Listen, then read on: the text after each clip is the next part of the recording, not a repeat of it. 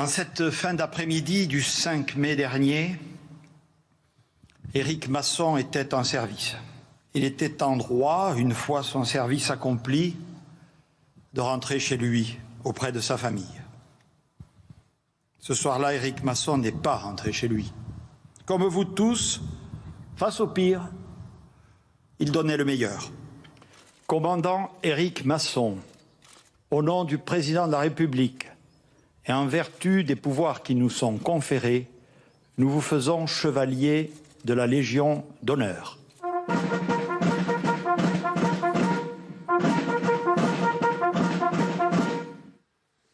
Et nous sommes avec Perrine. Merci Perrine d'être là.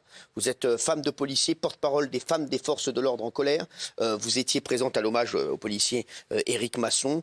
Il y a eu le drame de Viry-Châtillon, le drame de Rambouillet, maintenant le drame d'Avignon. Vous êtes mariée avec un policier, exactement. Un policier, effectivement, qui était d'ailleurs spécialisé en maintien de l'ordre, qui maintenant est retourné dans un autre service pour raison de sécurité, justement. Donc effectivement, un drame qui endeuille la police, mais qui ne cesse de s'accumuler aux autres. Vous avez l'impression que ça devient de pire en pire ? Oui.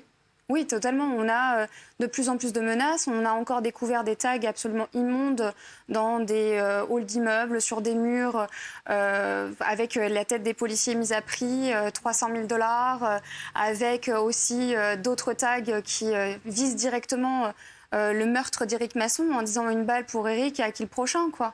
Donc effectivement, c'est de pire en pire et c'est de plus en plus douloureux. D'autant quand vous avez... Vous êtes mariée depuis combien de temps, Perrine ? Alors moi, je ne suis pas mariée. D'accord, vous êtes avec un policier ? Je suis avec un policier depuis 3 ans. 3 ans. Et vous avez senti que ça devenait de pire en pire ? Oui. Vraiment ? Oui, vraiment, parce que vous avez des menaces tous les jours. Parce que les menaces qui se passent à l'intérieur de l'intervention, ça fait partie, entre guillemets, du métier, du risque inhérent au métier. Mais tout ce qui se passe derrière, tout ce qui va viser directement les familles, ça, c'est pas maîtrisé. Aujourd'hui... peut-être que dans d'autres générations, vous étiez fiers de dire que vous étiez fils de flic. Aujourd'hui, dans l'association, on a des enfants qui reçoivent des pavés venus de l'extérieur de l'établissement scolaire en les insultant de fils de flic. Donc aujourd'hui, on se tait quand on est femme de flic. Aujourd'hui, il y a des femmes dans l'association qui ont peur de se marier parce que justement, dans les bancs municipaux, vous devez donner le nom, le prénom, la domiciliation et la profession de votre compagnon. Donc aujourd'hui, vous avez une cible dans le dos, que vous soyez policier en service, hors service, ou même une famille. Donc effectivement, c'est de pire en pire. C'est incroyable, hein, déjà, ce que nous raconte Perrine. Il a été tué pour la seule raison qu'il était policier. Et d'autres aussi, hein, on l'a vu avec le drame de Rambouillet également. Ça vous fait peur à chaque fois que votre mari part le matin ou le soir pour... aller travailler. Vous savez, quand un policier vous dit qu'il ne prend jamais le même chemin pour aller au travail ou pour rentrer du travail, que quand vous avez des fonctionnaires de police qui travaillent dans les réseaux ferrés et qui ne rentrent pas en transport en commun pour éviter de croiser les délinquants qu'ils ont l'habitude d'avoir, quand vous avez des gendarmeries qui sont caillassées, que vous avez même des individus qui arrivent à pénétrer dans les logements de gendarmerie, vous dites que demain, votre compagnon ne va pas rentrer et c'est une peur qui est de plus en plus présente. Là, on avait un contrôle, certes de stupéfiants, hein, qui se passait très bien. D'ailleurs, la femme qui était contrôlée le disait elle-même, il avait le sourire, il était courtois. Et malheureusement, un autre individu s'est amené dans ce contrôle-là. Parce qu'aujourd'hui, c'est l'uniforme qui dérange. Éric Masson, il portait son brassard. Et c'est ça qui l'a tué aujourd'hui. Quand votre mari enfile votre compagnon enfile son uniforme, pour vous, il devient une cible ?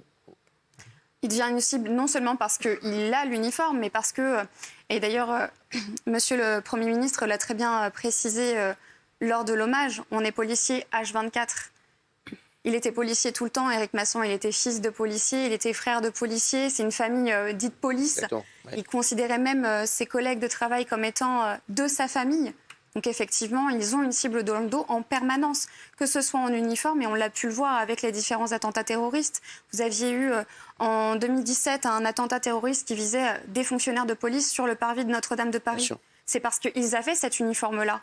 Vous avez eu cette agente administrative, Stéphanie, qui elle aussi a été égorgée parce que policière. Vous aviez aussi Xavier Jugelet, policier, et juste parce qu'il porte cet uniforme et qu'il était dans un fourgon de police, il a été tué. Donc effectivement, c'est de plus en plus récurrent. Et aujourd'hui, la menace ne vient pas uniquement des terroristes, mais bien uniquement d'une haine qui est grandissante à l'encontre de cet uniforme. Il ne faut pas oublier qu'aujourd'hui, on a encore des publications, notamment de certains groupes radicaux islamistes qui dévoient complètement la religion islamique et qui aujourd'hui appellent à tuer des policiers français et des militaires français, juste parce qu'ils ont cet uniforme-là. Quand votre mari vous donne pas de nouvelles, quand vous voyez qu'il tarde ou que vous n'arrivez pas à la voir, est-ce que vous avez tout de suite une peur, une crainte qu'il lui soit arrivé quelque chose? C'est pas tant l'absence de réponse de la part de notre compagnon qui fait peur, mais c'est la peur d'avoir un numéro inconnu qui vous appelle et qu'au bout du fil, on vous dise c'est le major, c'est le commandant ou madame, on est désolé, c'est les sapeurs-pompiers, on n'a pas pu réanimer votre compagnon. Donc effectivement, c'est une peur qui est présente. Ça, c'est quelque chose qui vous trotte dans la tête de plus en plus? Ça me trottait déjà dans la tête avant, mais maintenant, c'est omniprésent. Ah ouais? Oui, c'est tout le temps. Moi, j'ai tous les numéros de ses collègues, quasiment. J'ai le numéro du service. Je veux éviter d'être... Vous n'êtes jamais tranquille, en fait? Non, jamais. Jamais. Et puis aujourd'hui, quand on est responsable d'une association comme l'est l'association Femmes des Forces de l'Ordre en colère, aujourd'hui, ce qu'on fait, c'est qu'on compte des morts et on compte des orphelins. Aujourd'hui, vous avez un père de famille qui ne pourra plus amener ses enfants à l'école, comme le précisait sa sœur ou le Premier ministre. Malheureusement, aujourd'hui, c'est ça, c'est une petite fille qui ne pourra pas être accompagnée à l'école par son papa, qui très certainement n'apprendra pas à faire du vélo avec son papa, et qui, demain, se fera peut-être même insulter parce que son papa était policier, alors qu'elle, elle a pleuré très certainement toutes les larmes de son corps. Je me suis même dit que, vu la vitesse à laquelle les médias ont annoncé la mort d'Éric Masson, la famille a peut-être même appris le décès de celui-ci avec les médias et non pas par le fameux appel qu'on redoute tous. Alors, aujourd'hui, qu'est-ce que vous dites? Est-ce que vous avez envie de dire à votre compagnon de faire autre chose? Non, jamais. Moi, j'ai pas envie en tout cas. Ça, j'ai aucune envie. Vous préférez vivre dans la peur, rester, parce que vous me dites que vous êtes tout le temps stressé, que vous n'arrivez pas à vous détendre, vous préférez vivre avec ça? Moi, je préfère vivre avec la fierté d'être femme de flic et la fierté de partager ma vie avec un individu qui a décidé d'embrasser les valeurs républicaines et qui aujourd'hui se dit que il a pu accompagner une mineure pour fuir de chez elle devant un service social parce qu'elle se fait taper dessus par ses parents. Je préfère me dire que j'ai ce gentil policier à la maison qui a décidé d'aller arrêter cet autre abruti qui a volé encore un téléphone portable, ou même pire, celui-ci qui a été chercher un pied à l'autre bout du corps d'un individu qui avait décidé de se suicider. Donc je vis avec ce type de personne qui fait des découvertes de cadavres, qui accompagne des victimes et qui me dit malheureusement le procureur ne va pas suivre. Donc j'ai la fierté totale d'être avec une personne qui a les mêmes valeurs que moi et qui en plus de ça veut bien donner sa vie pour protéger les Français. Et ça n'a pas de prix. Par contre, lui, pense à démissionner. Ah oui, vous en avez déjà parlé. Il vous a déjà dit je vais arrêter, je veux faire autre chose? Oui, parce que quand vous êtes payé 1 500 à 2 000 euros pour risquer votre vie uniquement parce que vous avez un brassard police au bras, ça ne vaut pas le coup. Est-ce que ça vaut le coup de ne pas pouvoir embrasser vos enfants le soir juste parce que vous avez un brassard police sur le bras? C'est pas possible. Effectivement, là, vous avez Éric Masson qui a été tué parce qu'il était policier. C'est pas lors d'une intervention qui s'est mal déroulée. C'est pas des grands bandits qu'ils étaient en train de traquer. C'était pas une circonstance véritable de danger. C'était une mission du quotidien. Il est parti en intervention. C'est une mission du quotidien. Il pensait vraiment pas, et même ses collègues pensaient pas un instant qu'il n'allait pas revenir. Non, et on le voit bien avec le temps de réaction de son collègue qui effectivement, malheureusement, n'a pas le temps de tirer sur l'individu qu'il est déjà en train de fuir.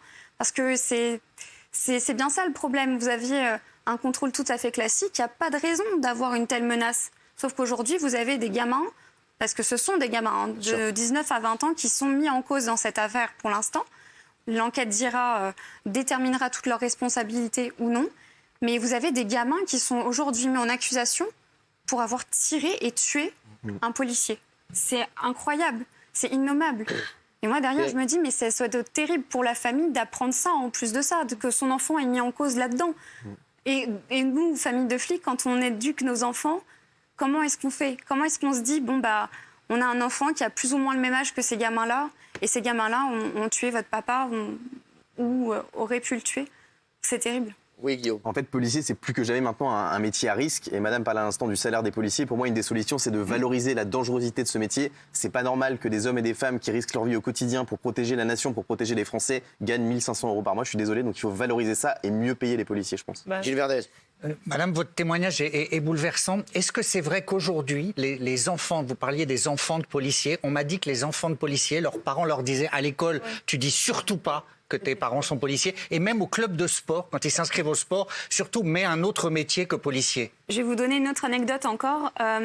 Dimanche, alors que les syndicats avaient décidé d'organiser une manifestation autour du commissariat d'Avignon pour se rassembler et donner un dernier hommage à Éric, nous, association, on avait aussi eu cette volonté-là et on s'est rassemblés devant un commissariat à Paris sur les Champs-Élysées et on lui a aussi rendu hommage.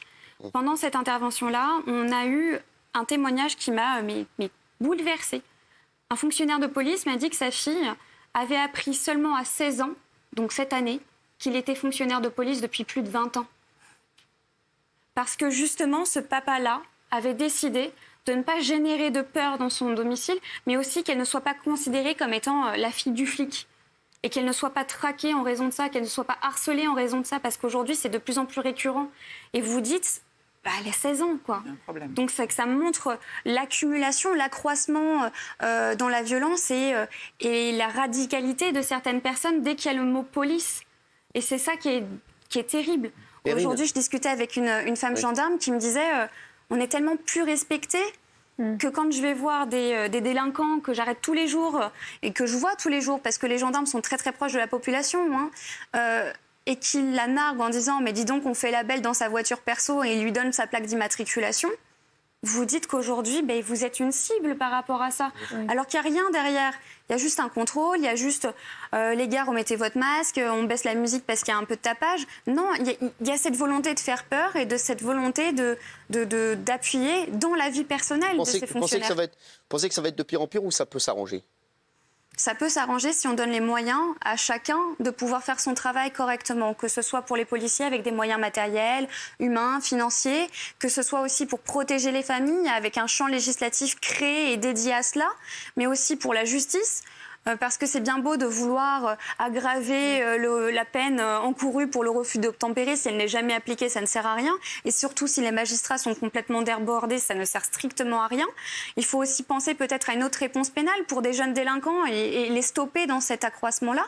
Mais aussi, il faut penser à une question d'éducation.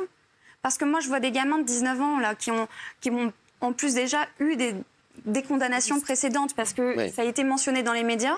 Mais qu'est-ce qui fait qu'aujourd'hui, ces individus-là se sont radicalisés dans leur chemin criminel ? Comment est-ce qu'on passe du petit, allez, je vais prendre un terme barbare, chiteux, à un meurtrier de flic ? Où est-ce qu'on n'a pas arrêté l'escalade dans la violence ? Parce que c'est bien ça. Où est la défaillance éducative ? Où est la défaillance en termes de respect de l'autorité ? Moi, j'entendais le ministre aujourd'hui évoquer la peur. Il faut que la peur change de camp, mais moi, je n'ai jamais parlé de peur face à un policier. Votre compagnon, il a peur quand il part le matin ? Oui, mon compagnon a peur quand il part le matin, mais il a peur de ne pas revenir. C'est ça. Il n'a pas peur d'intervenir. Intervenir, c'est nécessaire, c'est important et ça fait partie du métier. Mais vous savez, un policier qui n'a pas peur, et ça a déjà été dit par Maggie Biskupski, c'est qu'il devient dangereux. Un policier qui a peur est un humain. Et on oublie toujours l'humain derrière l'uniforme.